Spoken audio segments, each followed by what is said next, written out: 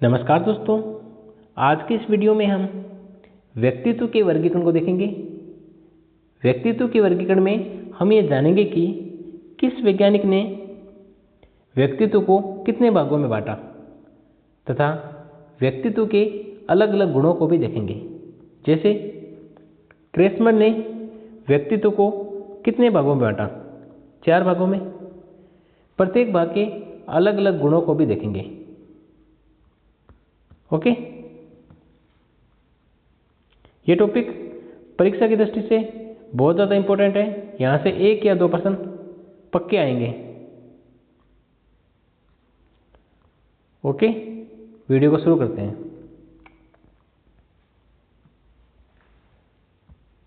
Topic है हमारा व्यक्तित्व का वर्गीकरण। व्यक्तित्व के वर्गीकरण में पहला वर्गीकरण है भारतीय दर्शन के अनुसार। भारतीय दर्शन शास्त्र के अनुसार व्यक्तित्व को 3 भागों में बांटा गया है: सत्वगुणी, रजोगुणी, तमोगुणी। सत्वगुणी वाले व्यक्ति में उच्च आदर्शी होते हैं, नैतिक मूल्यों से युक्त, आध्यात्मिक, प्रवृत्ति। रजोगुणी चंचल व्यक्ति होते हैं, तमोगुणी आलसी और क्रोधी। इसी प्रकार से दूसरा वर्गीकरण आधुनिक दृष्टिकोण के अनुसार इसको 3 भागों में बांटा गया है। पहला भाग है भावुक व्यक्ति, दूसरा कर्मशील, तीसरा विचारशील। इंपॉर्टेंट लगा देना। आधुनिक दृष्टिकोण में व्यक्तित्व को कितने भागों में बांटा गया है? 3। आधुनिक दृष्टिकोण में ये 3 ऑप्शन दे दिए जाएंगे। एक कोई दूसरा देके पूछा जाएगा कि कौन सा इसमें भाग नहीं है, आधुनिक दृष्टिकोण का इसमें से कौन सा भाग नहीं है। भावुक व्यक्ति, कर्मशील, विचारशील, ये इसके आंसर होंगे। ओके,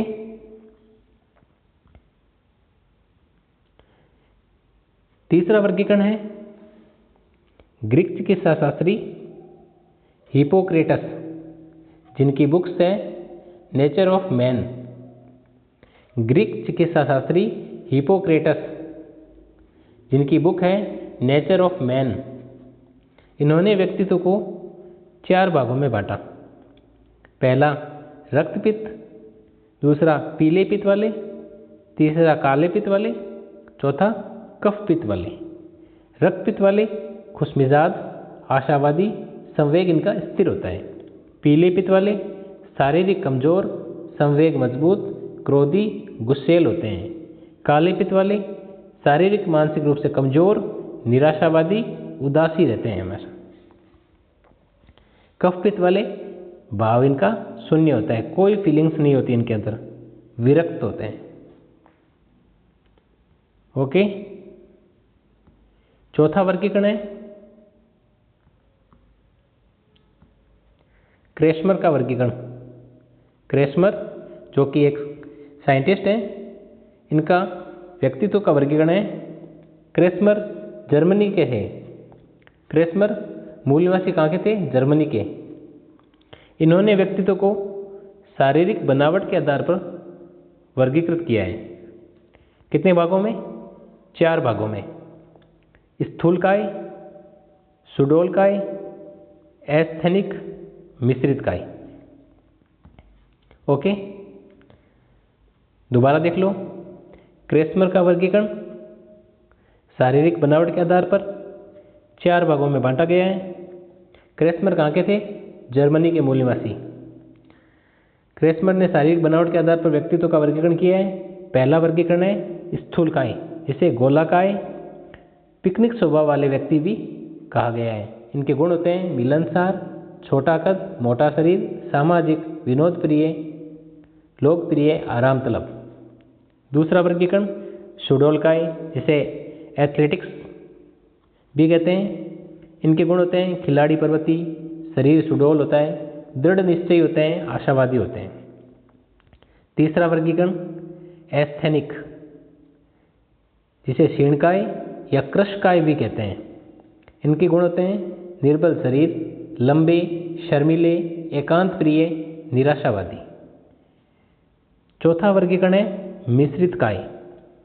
इन तीनों का मिश्रण होता है। ओके दोस्तों,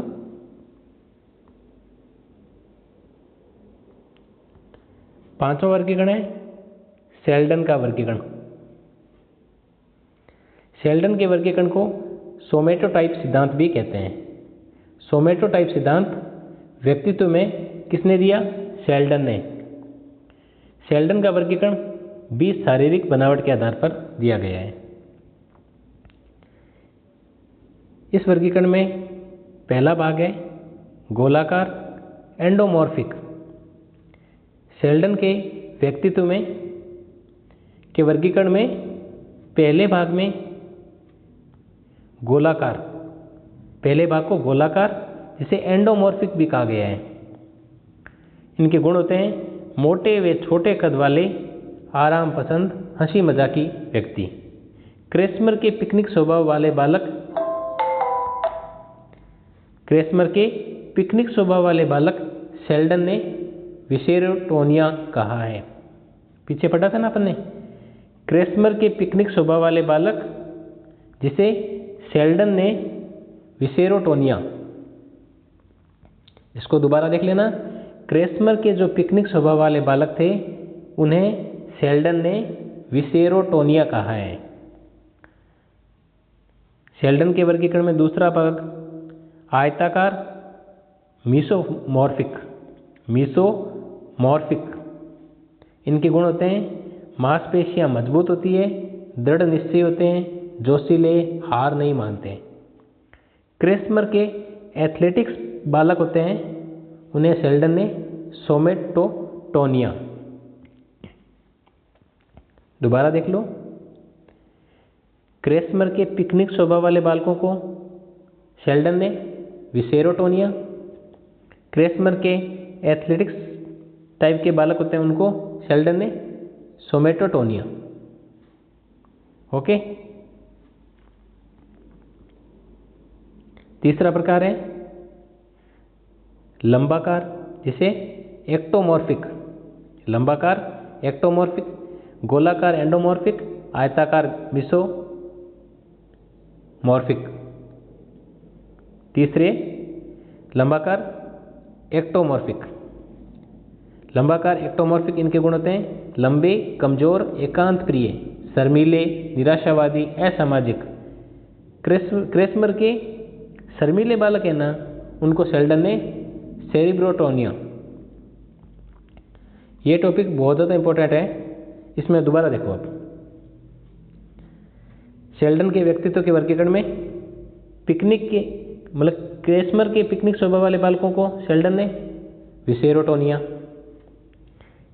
क्रेस्मर के एथलेटिक बालकों को शेल्डन ने सोमेटोटोनिया, क्रेस्मर के शर्मीले बालकों को शेल्डन ने सेरिब्रोटोनिया कहा है। ओके, मोस्ट इंपॉर्टेंट, इस टॉपिक का most important topic Carl Jung का वर्गीकरण। मनोवैज्ञानिक आधार पर वर्गीकरण किया गया है, 3 भागों में बांटा गया है।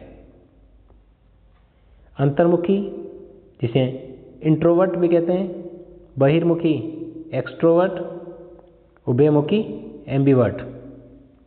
कार्ल युंग का वर्गीकरण मनोवैज्ञानिक आधार पर दिया गया है, 3 भागों में बांटा गया है, अंतर्मुखी, बहिर्मुखी, उभयमुखी। ओके, नेक्स्ट है थांडाई का वर्गीकरण। विचार शक्ति के आधार पर वर्गीकरण किया गया है, 3 भागों में, प्रत्यक्ष, स्थूल, सूक्ष्म। प्रत्यक्ष जो सामने है उतना ही सोचने वाले, स्थूल लाभ और हानि दोनों पक्षों को देखने वाले, सूक्ष्म तार्किक रूप से सोचने वाले। थांडाई का वर्गीकरण विचार शक्ति के आधार पर किया गया है, 3 भागों में बांटा गया है, प्रत्यक्ष, स्थूल, सूक्ष्म। प्रत्यक्ष जो सामने है उतना ही सोचने वाले व्यक्ति, प्रत्यक्ष, स्थूल लाभ और हानि दोनों पक्षों को देखने वाले, स्थूल, सूक्ष्म तार्किक रूप से सोचने वाले व्यक्ति। ओके, नेक्स्ट वर्गीकरण है स्पेंगर। स्पेंगर 6 भागों में बांटा गया है। समाजशास्त्रीय आधार पर वर्गीकृत किया गया है। ये 6 प्रकार हैं: सैद्धांतिक, आर्थिक, सामाजिक, राजनैतिक, सौंदर्यात्मक, धार्मिक। जो व्यक्ति सैद्धांतिक होते हैं वो लेखक, दार्शनिक, वैज्ञानिक बनते हैं। आर्थिक वाले दुकानदार, उद्योगपति। सामाजिक वाले दयालु, दयाभावी, समाजसेवी।